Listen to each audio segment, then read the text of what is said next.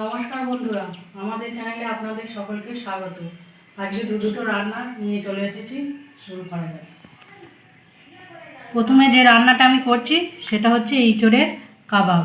তাই প্রথমে এঁচোড়গুলোকে আমি ছোট ছোট করে কেটে নিয়ে নুন হলুদ দিয়ে একটু সেদ্ধ করে নিয়েছি। এবার এগুলোকে হাতে করে ভালো করে চটকে নেব।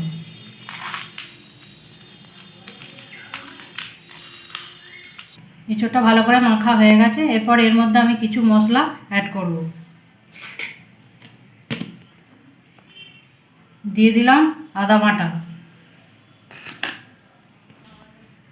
ধনের গুঁড়ো, জিরে গুঁড়ো, লঙ্কার গুঁড়ো, অল্প পরিমাণে হলুদ,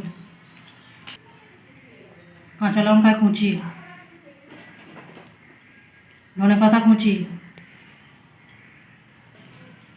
পরিমাণ মতো নুন, অল্প একটু চিনি,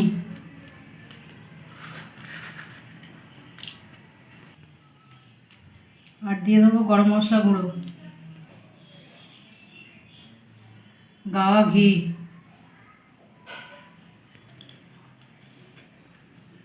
আর বাইন্ডিংয়ের জন্য দেবো ছাতু। এবার এটিকে আমি ভালো করে মাখব।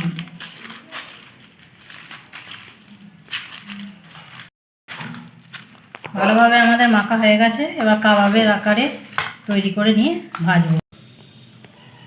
তাওয়ার মধ্যে আমি দিয়ে দিলাম সাদা তেল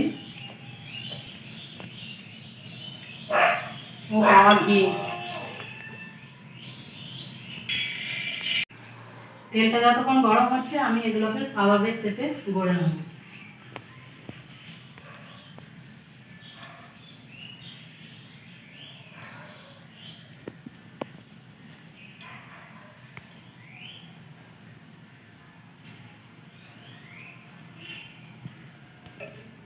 এরকমভাবে গড়ে নিয়ে আমি ভেজে নেব।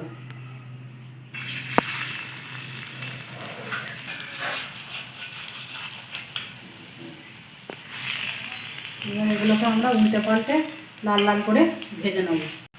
এগুলোকে কম আঁচে ভাজতে হবে।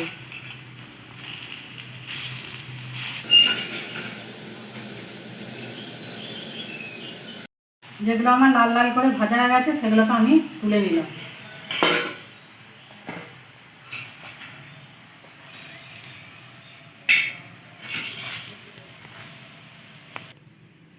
এঁচোড় চিংড়ি খেয়ে যদি আপনারা হাঁপিয়ে যান তাহলে এরকম কাবাব তৈরি করে একবার দেখবেন।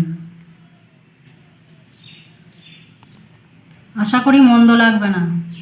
খাবারটা খেয়ে ভালো লাগলে লাইক করবেন, কমেন্ট করবেন, শেয়ার করবেন আর সাবস্ক্রাইব করে পাশে থাকবেন।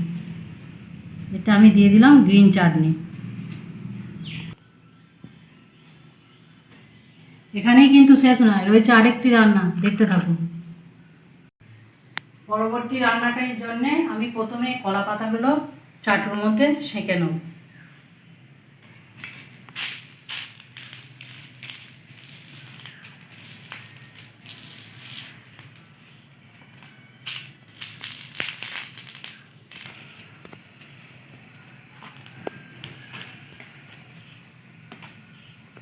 পাতাগুলি আমার ভালোভাবে সেঁকা হয়ে গেছে। এবার চলে যাই পরবর্তী ধাপে। নিয়েছি এখানে পোস্ত বাটা, এরপর দিলাম সর্ষে বাটা, কাঁচা লঙ্কা বাটা, পরিমাণ মতো নুন, সরিষার তেল। এবার এটিকে ভালো করে মেখে নেব।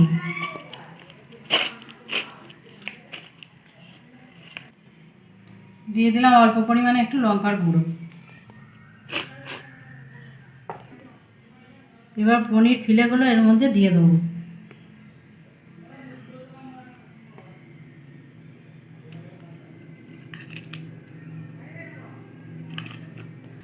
খুব ভালো করে পনিরের গায়ে মশলাগুলো মাখিয়ে নেব।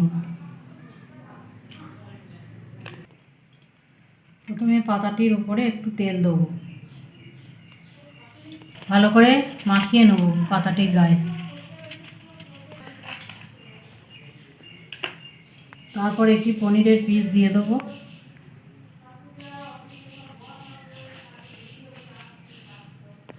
দিয়ে দেবো একটা চেরা কাঁচা লঙ্কা।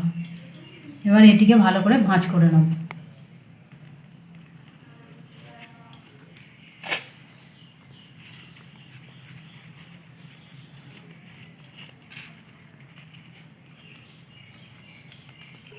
এবার এটিকে কলার এই ছোট দিয়ে বেঁধে নেব।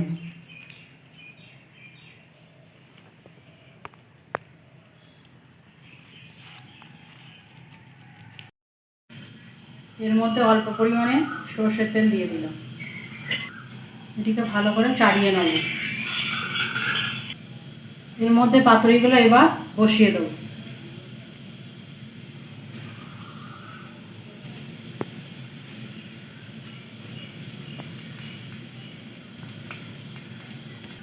এবার এটি চাপা দিয়ে দেবো। এবার ঢাকনা খুলে দেখবো, দেখে আবার এক পিঠ উল্টে দেবো।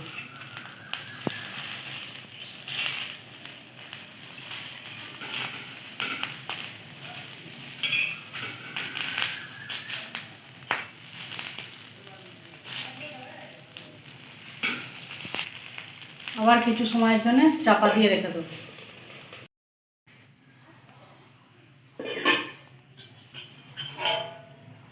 আমাদের পাতুরিগুলো তৈরি হয়ে গেছে। এবার এগুলো আমরা নামিয়ে নেব।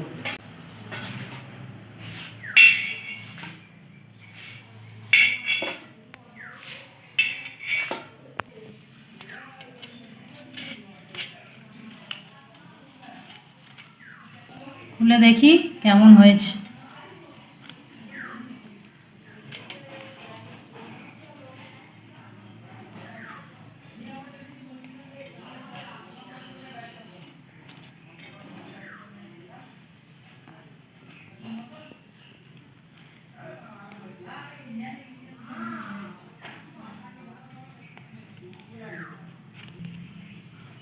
এইভাবে অবশ্যই বাড়িতে পনিরের পাতুরিটি করে দেখবেন। ভালো লাগলে লাইক করবেন, কমেন্ট করবেন, শেয়ার করবেন, সাবস্ক্রাইব করে পাশে থাকবেন। ধন্যবাদ।